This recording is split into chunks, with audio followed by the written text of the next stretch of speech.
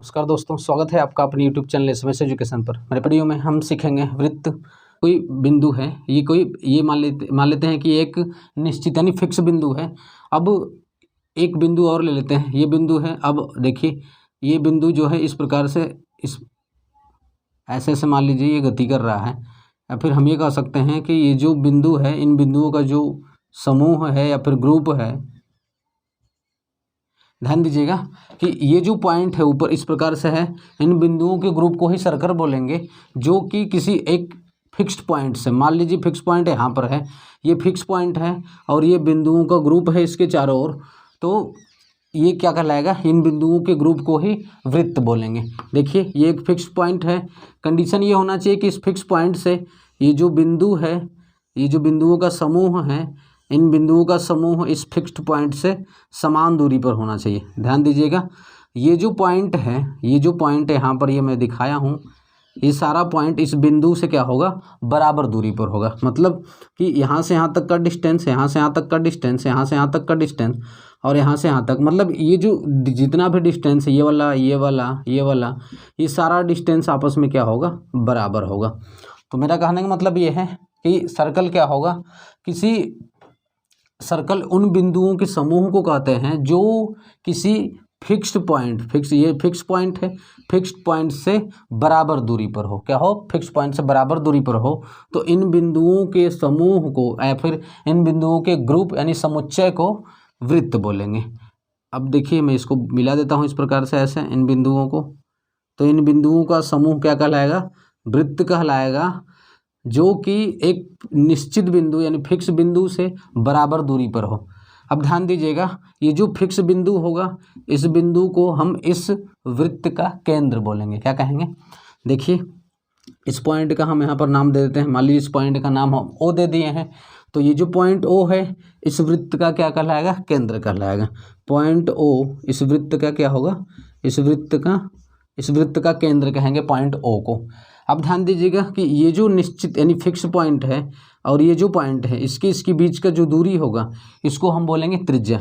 यानी ये निश्चित दूरी है, नियत दूरी, यानी सब जगह सब बिंदुओं का इस फिक्स पॉइंट से बराबर दूरी है, तो ये क्या होगा, ये जो फिक्स दूरी होगा या बराबर दूरी होगा वह त्रिज्या कहलाएगा। ध्यान दीजिएगा यहाँ से यहाँ तक का दूरी यानी जो बराबर दूरी होगा उसको त्रिज्या बोलेंगे। मैं यहाँ पर दिखा देता हूँ R, यहाँ से यहाँ तक का डिस्टेंस क्या होगा R, ये भी R, तो ये भी R को क्या बोलते हैं, त्रिज्या बोलते हैं। क्या होगा, ये सर्कल समझ में आया होगा कि सर्कल क्या है, सर्कल उन बिंदुओं के समूह को जो किसी निश्चित बिंदु से निश्चित दूरी पर होता है, और ये जो निश्चित बिंदु होता है, निश्चित बिंदु को सर्कल का केंद्र कहते हैं। ये है क्या, ये है आपका निश्चित बिंदु, तो निश्चित बिंदु जो है, निश्चित बिंदु को वृत्त का केंद्र कहते हैं। और ये जो निश्चित दूरी है, निश्चित यानी फिक्स्ड दूरी, इसको मैं यहाँ पर लिख देता हूँ, निश्चित दूरी, इस निश्चित दूरी को हम त्रिज्या, इस सर्कल का त्रिज्या बोलेंगे। अब देखिए ध्यान दीजिएगा ये सर्कल है, तो इसका नाम हम ऐसे देंगे सी से दिखाते हैं, यह सर्कल है, तो देखिए हम इसको ऐसे लिखेंगे C ब्रैकेट लगा करके, इसका केंद्र O है तो O, R। इसको हम इस प्रकार से पढ़ेंगे कि यह एक वृत्त है जिसका केंद्र O और त्रिज्या R है। हमें कुछ फिर से देखिएगा कैसे पढ़ेंगे, एक वृत्त है यानी C का मतलब एक सर्कल है जिसका केंद्र O है और त्रिज्या क्या है, R है। तो आगे पढ़ते हैं अब वृत्त का अंतः और बाह्य भाग। देखिएगा वृत्त का, देखिए दोस्तों मान लेते हैं यहाँ पर ये कोई सर्कल है, इस प्रकार से यह एक सर्कल है जिसका केंद्र यहाँ पर O ले लेते हैं। यह एक सर्कल है और इसका केंद्र O है। मान लीजिए कि यहाँ पर कोई पॉइंट है और ये देखिए यहाँ पर ये इसकी त्रिज्या R ले लेते हैं। ये कोई पॉइंट Q है, यहाँ पर क्या है, ये पॉइंट Q है, और यहाँ पर एक पॉइंट ले लेते हैं P। ध्यान दीजिएगा हमको बताना है वृत्त का अंतः और बाह्य भाग। तो ये जो पॉइंट Q है, पॉइंट Q इस सर्कल के अंदर है, ये जो है क्या है, इस सर्कल के अंदर है, तो पॉइंट Q को बोलेंगे वृत्त का अंतः भाग, क्योंकि इस सर्कल के अंदर है, तो क्या होगा, बिंदु Q यानी पॉइंट Q कहलाएगा अंतः भाग। क्या कहलाएगा, सर्कल का अंतः भाग। और ये जो पॉइंट बोलेंगे सर्कल का बाह्य भाग होगा, ये क्या होगा, बाह्य भाग। तो ध्यान दीजिएगा कि सर्कल के अंदर जो स्थित होगा, जो सर्कल के अंदर स्थित होगा इसको सर्कल का अंतःभाग बोलेंगे, और जो सर्कल के बाहर स्थित होगा इसको बोलेंगे सर्कल का बाह्य भाग बोलेंगे। चलिए दोस्तों आगे चलते हैं, मैं इसको इरेज करता हूँ। चलिए दोस्तों आगे हम पढ़ते हैं गोल चक्रिका। क्या पढ़ेंगे, गोल चक्रिका क्या होगा। मान लेते हैं ये कोई सर्कल है, सर्कल का ये केंद्र, सेंटर यानी केंद्र O है और इसकी त्रिज्या क्या है, R है। देखिए गोल चक्रिका क्या होगा, सर्कल का अंतः भाग, सर्कल में उपस्थित अंतः भाग, यानी मान लीजिए ये पॉइंट P है, पॉइंट Q है, पॉइंट R है, ये सारा पॉइंट है, तो सर्कल का अंतः भाग कहलाएगा। सर्कल का अंतः भाग और सर्कल यानी सर्कल, इस पर ये पॉइंट सब स्थित है। ये जो भी पॉइंट है, ये सर्कल जो है बहुत सारे पॉइंटों से यानी बहुत सारे बिंदुओं से मिलकर के बना होता है। तो गोल चक्रिका क्या होगा, सर्कल के अंतः भाग और सर्कल पर स्थित बिंदुओं के समुच्चय को या समूह को गोल चक्रिका कहते हैं। क्या होता है, point P, point Q, point R, ये सर्कल के अंदर यानी सर्कल का अंतः भाग है। तो सर्कल का अंतः भाग और सर्कल पर स्थित बिंदु, ये जो है सर्कल बहुत बिंदुओं से, कई बिंदुओं से मिलकर के बना होता है। तो सर्कल के अंतः भाग और सर्कल पर स्थित बिंदुओं के समुच्चय या फिर समूह को गोल चक्रिका बोलते हैं। क्या बोलते हैं इसको, गोल चक्रिका बोलते हैं। चलिए दोस्तों हम आगे चलते हैं। देखिए दोस्तों अब हम पढ़ते हैं संकेंद्री वृत्त। तो संकेंद्री वृत्त क्या होगा, देखिए ध्यान दीजिए, मान लीजिए यह एक सर्कल है जिसका सेंटर यहाँ पर O है। अब एक सर्कल और ले लेते हैं, ये देखिए ये जो बाहर वाला वृत्त है इसका भी केंद्र O है। ये जो बाहर वाला वृत्त है इसका केंद्र क्या है, O है। तो इन दोनों वृत्तों को संकेंद्री वृत्त बोलेंगे। क्या होगा ये, संकेंद्री वृत्त।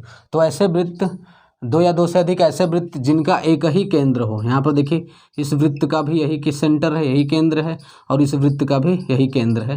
तो इन दोनों वृत्तों को क्या बोलेंगे, संकेंद्री वृत्त। तो दो या दो से अधिक ऐसे वृत्त जिसका केंद्र एक ही हो, संकेंद्री वृत्त कहलाता है।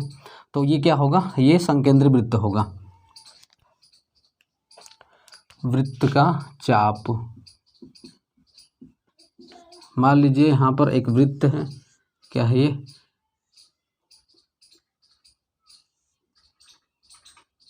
यह एक सर्कल है। अब इसका केंद्र क्या है, O है। हमको बताना है वृत्त का चाप। तो मान लीजिए यहाँ पर ये जो सर्कल O केंद्र का है, इस पर कोई पॉइंट, मान लीजिए एक बिंदु P और Q है। ये बिंदु P और Q है। तो ये जो बिंदु P और Q है, ये जो सर्कल है, सर्कल को दो बिंदुओं पर इसको क्या कर रहा है, इसको काट रहा है। अगर यहाँ से हम इसको देखो तो इस सर्कल को दो भागों में यह बांट रहा है, यानी दो भागों में काट रहा है। तो ये जो PQ है, PQ यह इसका चाप कहलाएगा। तो मेरा कहने का मतलब ये है कि यदि सर्कल पर कोई दो बिंदु स्थित हैं तो वह दो बिंदु इस सर्कल को दो भागों में बांटेगा और दोनों भाग को वृत्त का चाप कहेंगे। देखिए यहाँ पर क्या है कि ये PQ है, PQ मान लीजिए हम बीच में कोई नाम दे दें, यहाँ पर मान लीजिए C है। तो अब PCQ, तो देखिए PCQ, यानी कि हम इस प्रकार से ऐसे जा रहे हैं और इसको दिखाएंगे इस प्रकार से ऐसे, यानी कि PCQ क्या है, चाप है। अब अगर इधर से देखें ऐसे जो ऊपर की ओर जा रहा है, इसको दो भागों में ऐसे बांटा है। एक तो ये है आपका PCQ, तो PCQ क्या होगा, एक चाप होगा। और ऊपर वाले भाग को अगर ऐसे इस प्रकार से, मतलब ऊपर वाले भाग को जब इसको हटाएंगे तो यह इस प्रकार से मिलेगा। अब यहाँ पर ये इसका नाम P था तो ये P हो गया, और ये क्या है, Q है। तो ये PQ यह भी क्या होगा, एक चाप होगा। ये तो हो गया आपका PCQ चाप हो गया। अभी इसका मान लीजिए हम ऊपर इधर कुछ नाम दे देते हैं, मान लीजिए X है और इधर X दे दिए, तो ये क्या हो जाता, PXQ। मैं इसको चाप है तो ऐसे दिखाएंगे। तो जब किसी वृत्त पर दो बिंदु हो तो वृत्त को दो भागों में बांटता है इस प्रकार से, जैसे कि मैं यहाँ बताया। ये देखिए PCQ, एक भाग इसका यहाँ से अगर निकाले तो इस प्रकार से मिलेगा, और जो ये ऊपर का भाग है, ध्यान से देखिएगा, ये जो ऊपर का भाग कुछ इस प्रकार से मिलेगा। तो ऊपर का ये जो भाग है, ऊपर का भाग भी चाप कहलाएगा, और जो नीचे का भाग है यह भी चाप कहलाएगा। ये जो ऊपर का भाग है बड़ा है तो इसको बोलते हैं दीर्घ चाप। क्या बोलेंगे इसको, दीर्घ चाप, ये क्या होगा, ये होगा दीर्घ चाप। और ये जो नीचे छोटा वाला है तो इसको बोलते हैं लघु चाप। क्या बोलेंगे इसको, लघु चाप। ध्यान दीजिएगा। तो वृत्त का चाप क्या होता है, वृत्त पर स्थित दो बिंदु जो वृत्त को दो भागों में बांटता है, तो प्रत्येक भाग को वृत्त का चाप कहते हैं। जैसे कि यहाँ पर मैं आपको दिखाया, PCQ वृत्त का लघु चाप होगा और PXQ यानी इस प्रकार से ये जो जा रहे हैं, जो ये वाला मिल रहा है, यह दीर्घ चाप कहलाएगा। मुझे उम्मीद है कि आपको चाप जरूर समझ में आया होगा। हम आगे वीडियो पसंद आई होगी। यदि आज की वीडियो आपको पसंद आई है तो आप अपने संगी दोस्त मित्र पर सबके यहाँ शेयर करें। यदि आप इस चैनल पर नए हैं तो इस चैनल को सब्सक्राइब करें। आज के लिए हम इतना ही रखते हैं। जय हिंद।